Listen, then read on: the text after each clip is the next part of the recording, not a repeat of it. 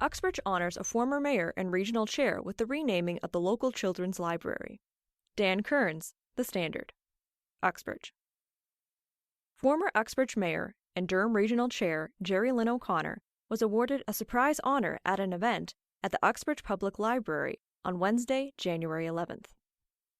At the event, it was announced the children's library, located on the lower level of the facility, would be renamed the Jerry Lynn O'Connor Children's Library. I'm very pleased to be able to recognize and thank Jerry Lynn O'Connor for her amazing 34 years of public service and dedication to our community, Uxbridge Mayor Dave Barton said in a statement. Jerry Lynn was and remains a fierce advocate for the township of Uxbridge, the region of Durham, and local conservation efforts.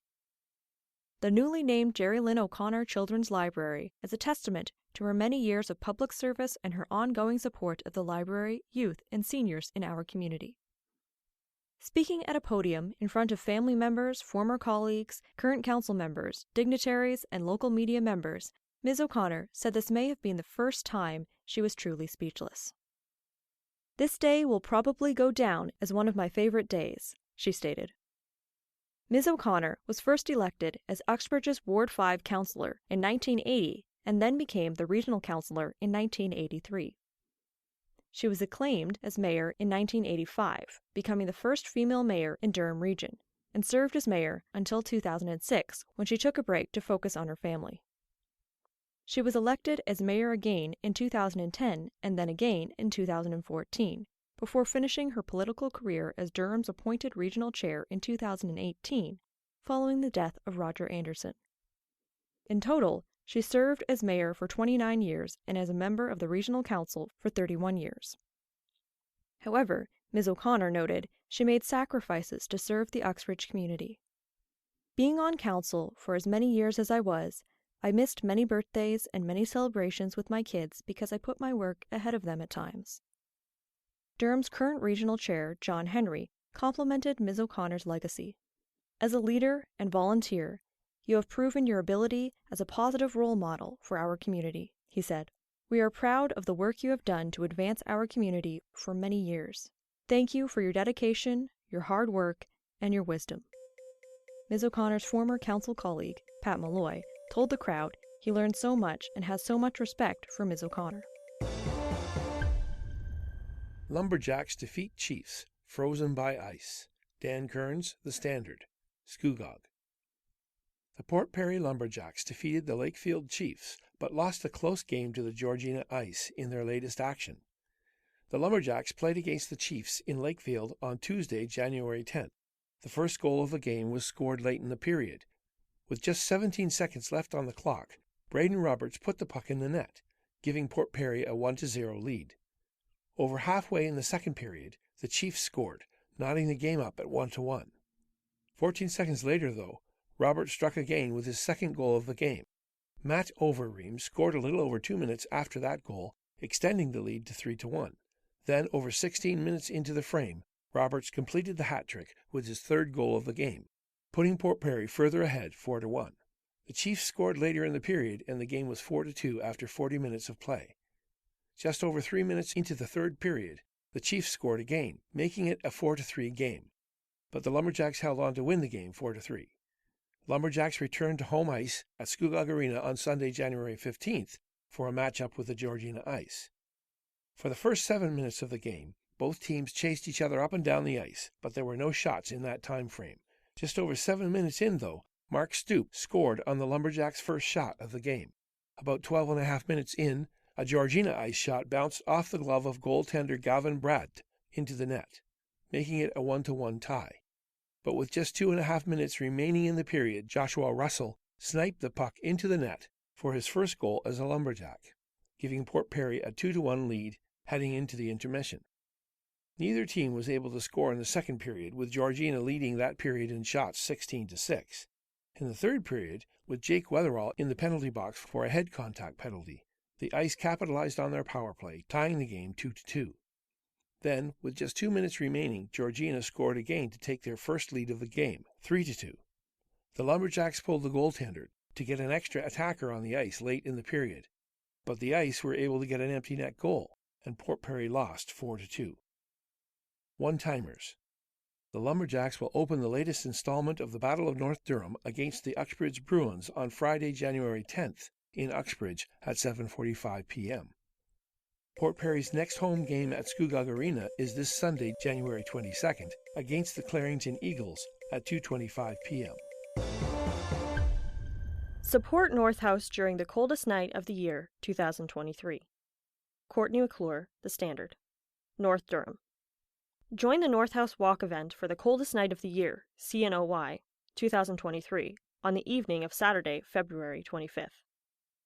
The day of the walk will look like this: 4 p.m. check-in, 5 p.m. opening remarks and the walk starts, 6 p.m. a light meal will be served, and at 7 p.m. the event ends. Tens of thousands of Canadians will take to the streets for the CNOY, with events taking place in 150 cities, towns, and communities across the country, explained Mona Imond, the executive director at North House. North House was created in 2004 in response to a need noticed by many community members. Their mission is to provide housing support to at-risk members of the North Durham community. By participating in CNOY, you can support people experiencing homelessness in the North Durham community. This event will help people better understand people living on the streets, especially during a cold Canadian winter night. In Port Perry, the walk will start at the Port Perry United Church. The church is located at 294 Queen Street in Port Perry. Participants are expected to walk approximately 2 to 5 kilometers.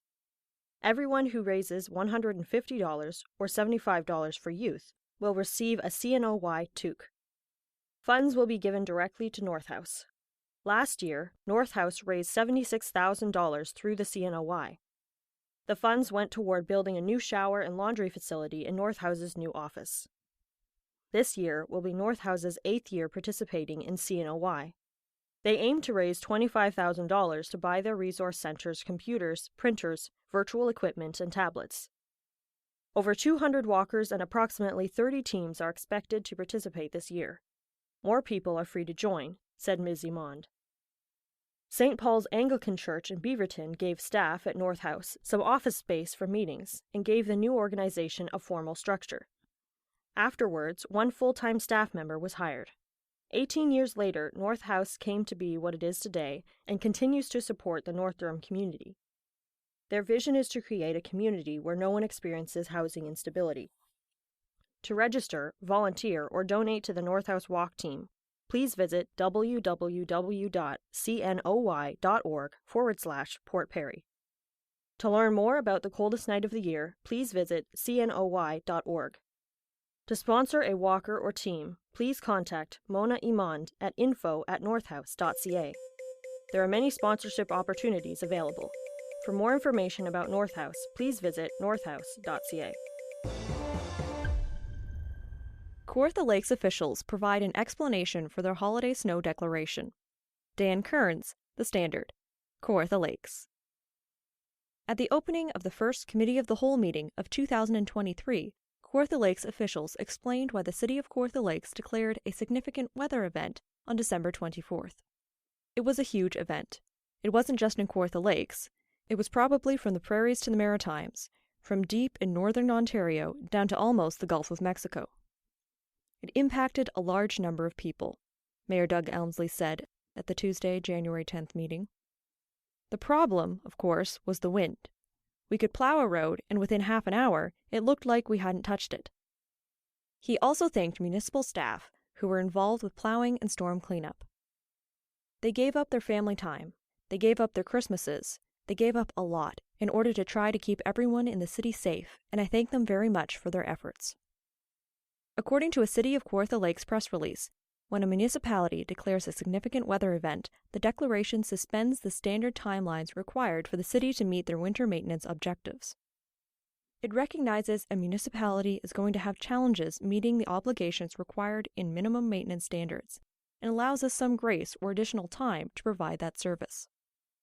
Ultimately, the goal is to meet those minimum maintenance standard expectations, Brian Robinson, the Director of Public Works, explained. It does not mean we pulled resources off the road. Quite the opposite in this particular case. We had full resources deployed during the entire event. As we grow and mature, life changes. By Tina Y. Gerber-McCurley. One of the inevitable parts of life is we all age. With aging, our relationships will change. Lifestyle, interests, and responsibilities shift as we enter adulthood, and we all begin a new life after college, marriage, children, and even into retirement. The parent-child dynamic you had with your parents is changing. We saw our parents in one particular role. If you're like me, you didn't see your parents as Peter and May Trotsky, just as mom and dad. Things change as you grow and mature.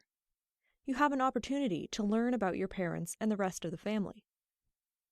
Both parents had lives and plans of their own before you knew them, and you can find out some interesting facts and perhaps even a shocking story or two.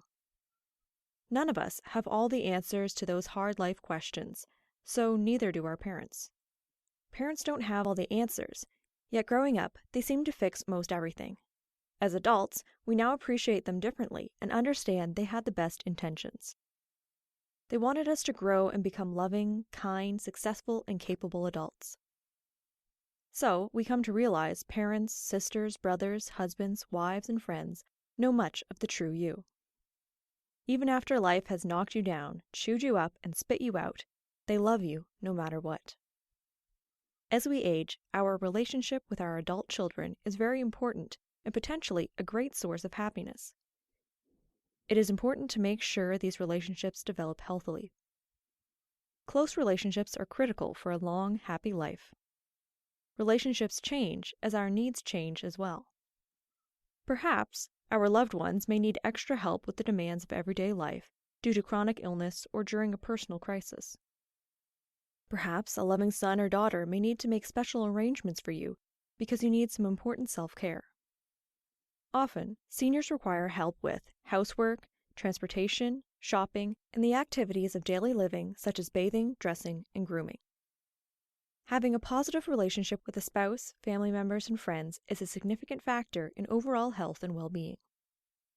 Let your family know they are important to you, even if they live far away.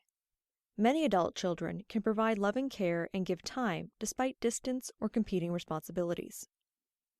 At this stage of life, let go of old grievances and be willing to take the first step to let go of an argument or misunderstanding from the past.